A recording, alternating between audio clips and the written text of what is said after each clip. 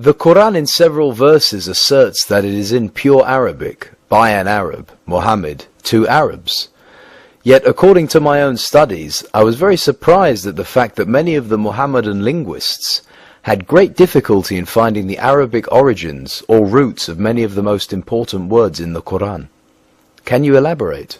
Contrary to what many Muhammadan Muslim authors have us believe, Muhammad and Arabia were surrounded by higher religions and civilizations with whom they had constant and full contact, and from whom they borrowed numerous religious and cultural terms. This fact was fully recognized by the earliest Muslim exegetes, who showed no hesitation in noting words as Christian, Iranian, or Jewish in origin, as were compiled by As-Suyuti in his Itqan, Al-Tabari, Al-Baghawi, Al-Razi, and many more. It was under the later scholars such as Al-Shafi'i that this fact, for obvious sectarian reasons, was pushed into the background and an orthodox doctrine was elaborated, later turned into a dogma, to the effect that the Qur'an is a unique product of the Arabic language. The modern Muhammadan scholar is seriously distressed by any discussion of the foreign origin of words in the Qur'an. It is extremely rare, based on proven historical and linguistic grounds, that an uncivilized people, such as the pagan Arabs were, would not be enormously influenced by the surrounding more superior civilizations, religions, and cultures.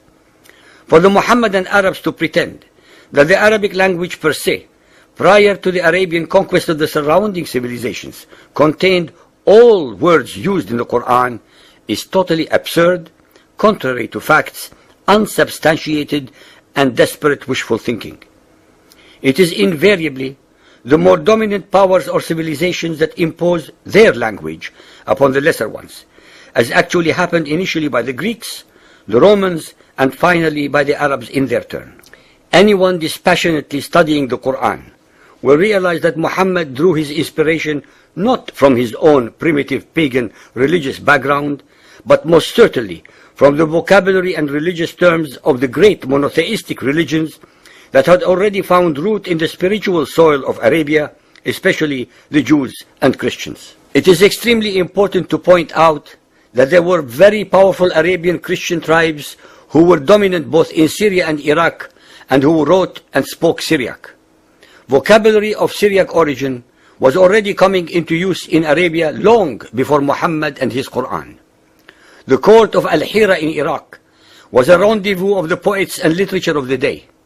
Many of the most prominent poets of pre-Islamic Arabia, such as Amr al-Qais, Mutalammis, and Abd bin Zayd, were Christians, and their poetry was naturally impregnated with Christian words and ideas.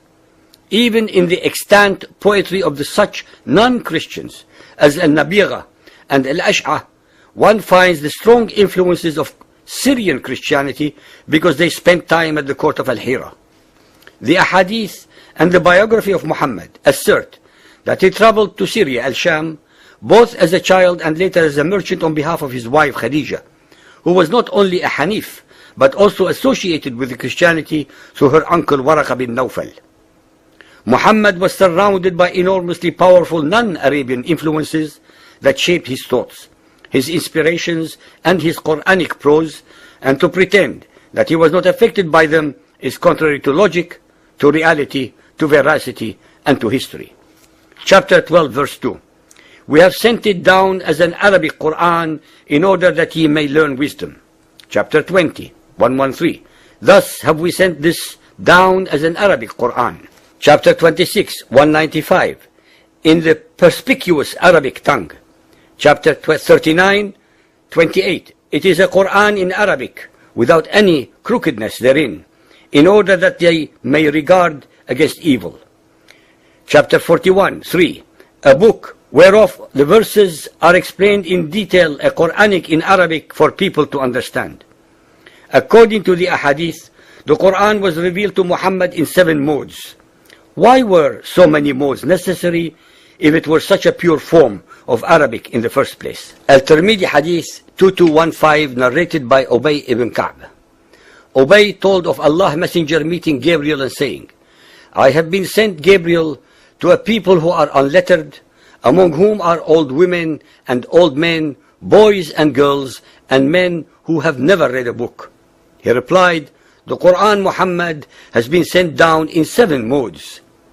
Al-Suyuti cites in his Itqan about 118 words which are not of Arabic origin, but from Hebrew, Persian, Abyssinian, Aramaic, Syriac, etc., most of which are among the most important, without which the Qur'an could not possibly make sense. The following are only a few examples.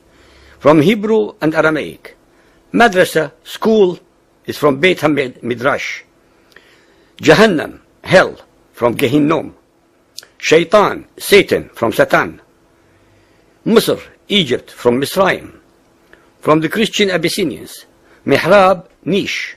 Minbar, pulpit. Burhan, proof. Mi'raj, ladder. From the Persian, Firdaus, paradise. Firind, sword. Syriac, Isa, Jesus. Salah, prayer. From the Greek, dinar, currency, denarius. Iblis, devil, diabolos. Injil, gospel. The Quran asserts repeatedly that it is a new scripture for the Arabs, hence it would have been impossible for the native Arabic vocabulary and language to all of a sudden create and invent new words and terminology to express all its new ideas to fit the occasion. In fact, many of the words, terms and concepts were already available off the shelf, so to speak, to Muhammad to plagiarize, plunder, pirate and or pervert to suit his agenda. When one studies the subjects above, based upon the works of the Muhammadan exegetes, who had dealt with this very difficult but important matter, one will find out that they were themselves at a loss as to the roots of many of the words, especially since they were not linguists in the 4, 5, or 6 languages that the Quran had copied words from.